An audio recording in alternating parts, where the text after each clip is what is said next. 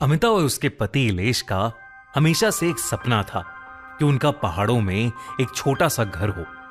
उन दोनों ने अपना एक ऑनलाइन बिजनेस स्टार्ट किया था, जिसके चलते वो कहीं से भी काम कर सकते थे। इसलिए उन्होंने हिमाचल के एक छोटे से गांव में कहीं दूर एक पुराना घर खरीदा, जिसके चारों तरफ जंगल, बड़े बड़े पेड़ और अलग अलग सुंदर फूल थे। अमिता उस घर को लेकर बहुत खुश थी। पीले रंग का वो बड़ा सा घर सूरज की किरणों में बहुत खूबसूरत लग रहा था। पर जैसे ही अमिता ने घर का दरवाजा खोला, उसे घर के अंदर से एक अजीब सी बदबू आई। घर काफी सालों से बंद था और गंदा था, शायद इसलिए वो बदबू आ रही थी। वो दोनों जब घर के अंदर गए तो दिन के उजाले में भी अंदर गुप्त अंधेरा था।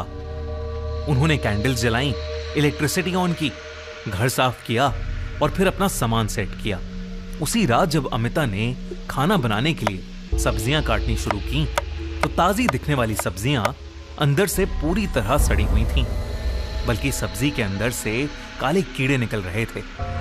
थकान की वजह से उन्होंने उस रात खाना ही नहीं बनाया, सिर्फ ब्रेड बटर खाया और सोने चले गए। रात के करीब 4-4:30 बजे जब अमिता की नींद खुली तो इलेश बेड पर नहीं था।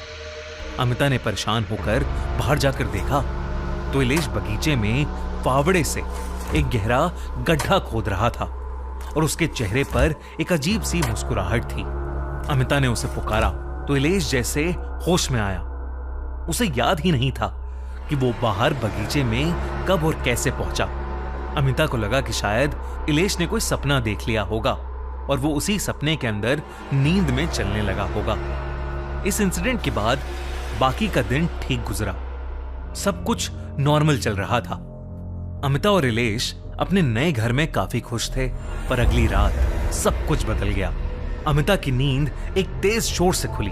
घर के नीचे वाले फ्लोर पर एक ऐसी आवाज आ रही थी जैसे कोई भारी कुर्सी को जोर जोर से आगे पीछे कर रहा हो।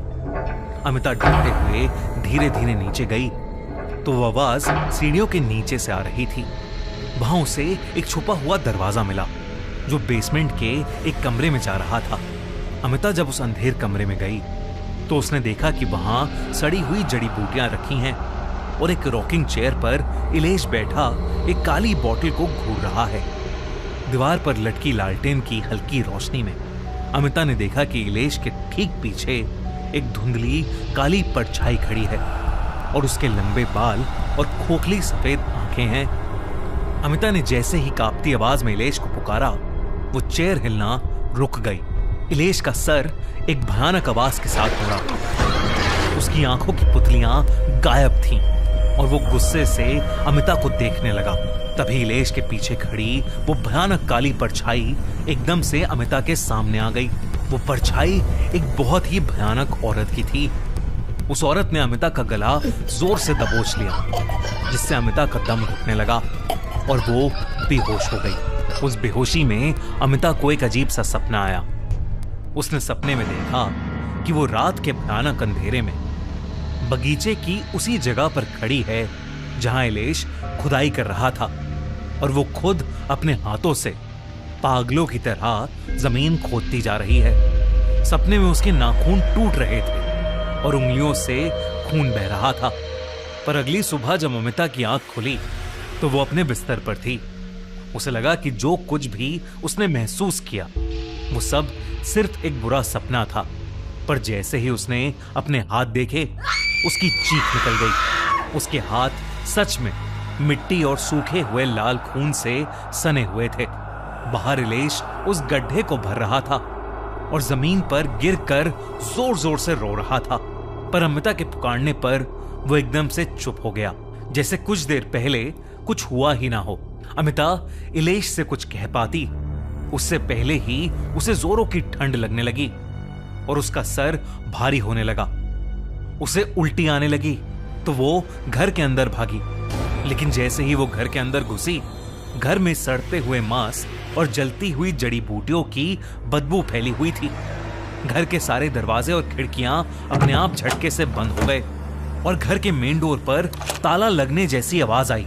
घर के सारे बल्ब एक झटके से फूट गए और दीवारों से रोने की आवाजें आने लगी। उसने देखा कि जमीन पर काले खून के निशान बन गए हैं। तभी एकदम से इलेश हाथ में काले खून से सनी हुई जंख लगी हुई एक बहुत भारी कुल्हाड़ी लिए अमिता की तरफ आने लगा। उसकी आंखें सफेद पड़ गई थीं। उसके पीछे एक भयानक आदमी की आत्मा थी जो हवा में उड़ रही थी, जिसके चेहरे का मांस सड़कर नीचे गिर रहा था और आंखें बिल्कुल काली थीं। इलेश एकदम से एक डरावनी आवाज में चिल्लाने लगा। वो कहने लगा कि अब कोई नहीं बचेगा। अमिता धीरे धीरे पीछे हटने लगी और तब वो किसी चीज से टकराई। उसने मुड़कर पीछे देखा तो उसके सामने वही भयानक औरत खड़ी थी जो उस रात उसे बेसमेंट में दिखी थी। उस औरत ने अमिता का गला जोर से दबोच लिया, जिससे अमिता का दम घुटने लगा और वो फिर बेहोश हो गई। जब उसकी आंख खुली तो रात के 3 बज रहे थे, लेकिन सब कुछ एकदम नॉर्मल था। उसके हाथों पर कोई निशान नहीं थे। इलेश भी बगल में आराम से सो रहा था। अमिता को कुछ समझ नहीं आ रहा था कि अब तक उसने जो देखा वो उसके साथ सच में हुआ है या ये सब एक बुरा सपना था। वो बेचैन होकर उठी और सीढ़ियों से नीचे गई। उसने देखा कि वाकई में वहां एक छुपा हुआ दरवाजा है। उसने वो दरवाजा खोला और बेसमेंट में उसी कमरे में पहुंच गई जो उसने सपने में देखा था। वहां वही सड़ी हुई जड़ी बूटियां रखी थीं और वही रॉकिंग चेयर थी। कमरे में बहुत धूल मिट्टी थी और एकदम गुप्त अंधेरा था। अमिता ये सब देख ही रही थी कि अचानक उसे अपने बेडरूम से एक जोर की आवाज आई। वो ऊपर गई तो उसने देखा कि उसका पति इलेश बेड से ऊपर हवा में लेविटेट कर रहा है। ये देखकर अमिता की चीख निकल गई। उसने इलेश का नाम जोर से पुकारा तो इलेश छटपटाने लगा, जैसे वो जंजीर में बंधा हो और अपने आप को छुड़ाने की कोशिश कर रहा हो।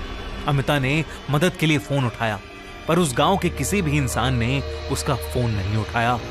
उधर इलेश की हालत खराब होती जा रही थी। अचानक उसकी बॉडी अकड़ने लगी और वो जमीन पर नीचे गिर पड़ा। अमिता जैसे ही उसके पास उसे देखने गई, वो घबरा कर चिल्ला उठी, क्योंकि इलेश की जगह वहां वही भयानक औरत लेटी थी जिसे अमिता अपने सपनों में देख रही थी। इस बार वो बहुत खूंखार लग रही थी। उसने एक बार फिर अमिता का गला दबोचा, जिससे अमिता का दम घुटने लगा और उसकी सांसें रुक गई। उस दिन की सुबह इलेश के लिए बिल्कुल अलग थी। जब इलेश सोकर उठा तो अमिता आराम से बेड पर सो रही थी। कुछ घंटे गुजरे, लेकिन अमिता अभी तक नहीं उठी थी। वो बस सोई जा रही थी। अब इलेश ने अमिता के चेहरे पर पानी डाला, लेकिन वो फिर भी नहीं उठी। अचानक अमिता को फिट्स का अटैक आ गया, यानी मिर्गी के दौरे पड़ने लगे। इलेश ने जल्दी से अमिता को कार में बिठाया और पास की क्लिनिक में ले गया। डॉक्टर ने चेक किया तो अमिता की रिपोर्ट्स एकदम नॉर्मल थी। बस उसकी दिल की धड़कन, उसकी हार्ट बीट्स बहुत तेज थी। लेकिन अमिता अब भी आंखें खोल ही नहीं रही थी, ना कुछ बोल रही थी। इलेश फाइनली जब उसे एक बड़े हॉस्पिटल में लेकर गया तो उसे पता चला कि अमिता कोमा में चली गई है। इलेश को कुछ समझ नहीं आ रहा था कि अचानक एक दिन में ये सब कैसे हो गया। हॉस्पिटल में एडमिट करवाकर जब वो हिमाचल के गांव में अपने घर वापस गया तो उसके घर के बाहर एक बूढ़ा सा आदमी बैठा था। उसने इलेश को एक ऐसा राज बताया जिसे सुनकर इलेश के होश उड़ गए।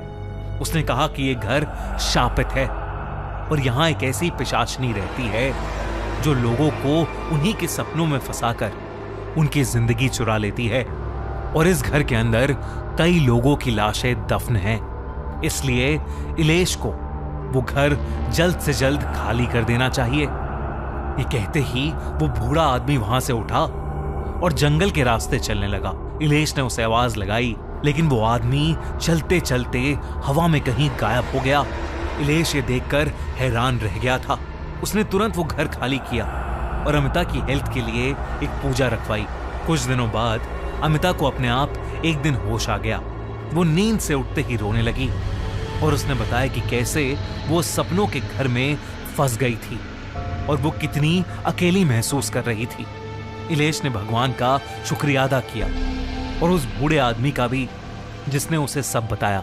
इलेश को लगा कि शायद वो बूढ़ा आदमी भी उस घर में एक भटकती आत्मा था जिसके सपने उस पिशाचनी ने चुराए थे। दोस्तों, अगर आप ऐसे कभी सपनों के घर में फंस जाओगे तो क्या करोगे?